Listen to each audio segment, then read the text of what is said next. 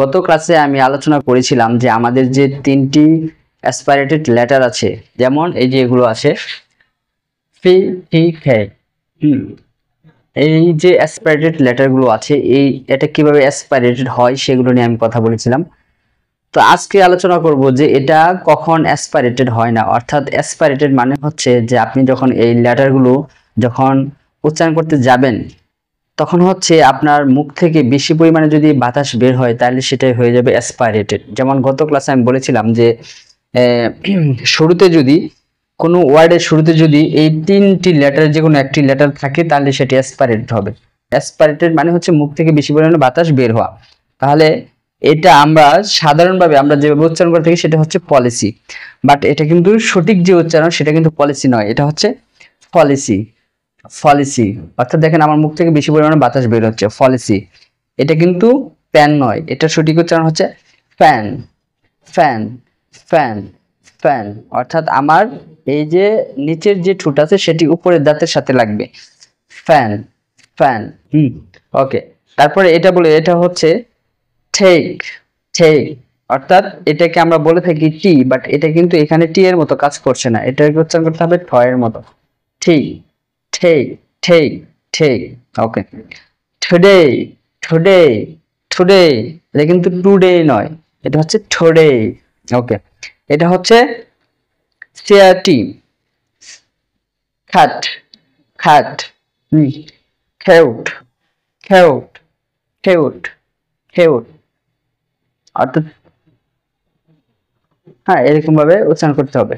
পা টাকা, বলতে পারি, মনে রাখতে পারি পা টাকা এভাবে। এখন আজকে আমরা যে বিষয় নিয়ে কথা বলবো সেটা হচ্ছে যে এটা কখন অ্যাসপাইরেটেড হবে না, অর্থাৎ মুখ থেকে বেশি পরিমাণে বাতাস কখন বের হবে না। তো দেখেন, যদি শুরুতে থাকে তাহলে অ্যাসপাইরেটেড হবে, অর্থাৎ যে পি যে লেটারটি আছে সেটা হচ্ছে হবে ফ এর মতো, ফলিসি ফলিসি এরকম। আর যদি হচ্ছে এস এর পর এস যে লেটারটি আছে সেটির পরে যদি এরকম পি টি কে থাকে তাহলে হচ্ছে সেটাকে আমরা বাংলাতে আমরা যেরকম প উচ্চারণ করে থাকি সেই রকম হবে। আর তারপর হচ্ছে এরকম হয়ে থাকবে, হ্যাঁ, প ট ক। আচ্ছা দেখেন তাহলে সাউন্ডটা কেমন হচ্ছে। স্পট, এটা হবে স্পট, স্পট হবে না, কিন্তু এটা সঠিক উচ্চারণটা হবে স্পট। কারণ হচ্ছে এই যে এস লেটারটি আছে এরপরে হচ্ছে পি বসেছে, পি লেটারটি বসেছে, এই জন্য এর উচ্চারণ হবে প এর মতো, বাংলায় প এর মতো, স্পট। তাহলে এটা কি হবে স্পাই। এটা খুবই ইজি, গতানুগতিক ভাবে আমরা যেরকম উচ্চারণ করে থাকি। আপনারা যদি মানে আমার যে ভিডিওগুলো আছে ধারাবাহিকভাবে আমি যে ভিডিওগুলো দিচ্ছি সেগুলো যদি আপনারা দেখেন তাহলে কিন্তু অনেক কিছু জানতে পারবেন। স্পাইসি স্পাইসি, দেখছেন আমি মানে পয়ের মতো উচ্চারণ করছি, স্পাইসি, এটাই সঠিক উচ্চারণ। স্পাইসি। স্পেশস স্পেশস, এটা কিন্তু শ্বাস হবে না, সঠিক উচ্চারণ হবে স্পেশস স্পেশস।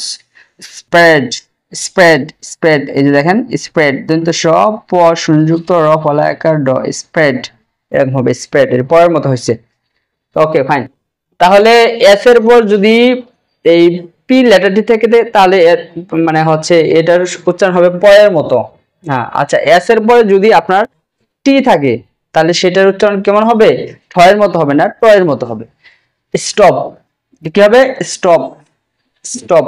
ওকে, স্টার, আমেরিকানরা বলে থাকে স্টার, আমেরিকানরা আটটা উচ্চারণ করে থাকে, বাট ব্রিটিশ যারা আছে তারা হচ্ছে আটটা উচ্চারণ করে থাকে না, শেষে যদি আটটা থাকে বা মাঝখানে যদি আটটা থাকে সেই আটটা তারা উচ্চারণ করতে চায় না।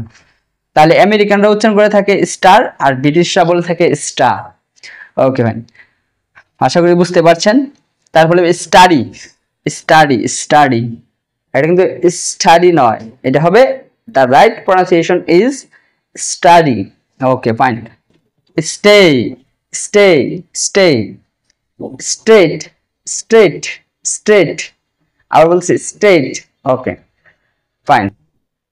তারপরে হচ্ছে এস এর পরে যদি কে থাকে, এস এর পরে যদি দেখেন এই যে এই জায়গায় এস আছে এবং আর পরের যে লেটারটি সেটা হচ্ছে কে, সবগুলোতে দেখেন এরকম শুরুতে এস তারপর হচ্ছে পি, শুরুতে এস তারপরে পি, শুরুতে এস তারপরে পি, শুরুতে এস তারপরে টি, শুরুতে এস তারপরে টি, শুরুতে এস তারপরে টি।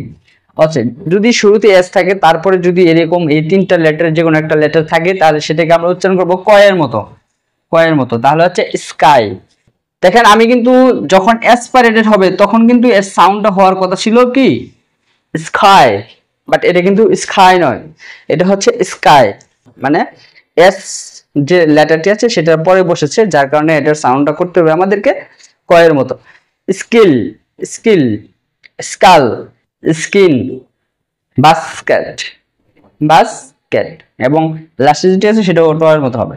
আচ্ছা বাস্কেট তাহলে কয়ের মতো হয়েছে, সবগুলো তো আমরা দেখতে পাচ্ছি কয়ের মতো হচ্ছে। তাহলে এই হচ্ছে বিষয়। আপনারা যারা ইংলিশের প্রনাউন্সিয়েশন শিখতে চান তারা আমার এই ভিডিওটি দেখতে পারেন, এবং হচ্ছে আপনার কাছের মানুষদের সাথে আপনার এই ভিডিওটি শেয়ার করতে পারেন। তো আজকের মতো এখানেই। যারা আমার ভিডিওটি দেখছেন তারা আশা করি সাইফুলস ইংলিশ কেয়ার আপনারা সাবস্ক্রাইব করে দিবেন। সাবস্ক্রাইব করে দিলে হচ্ছে আমার এই ভিডিওটি আপনার কাছে চলে যাবে। ধন্যবাদ সকলকে।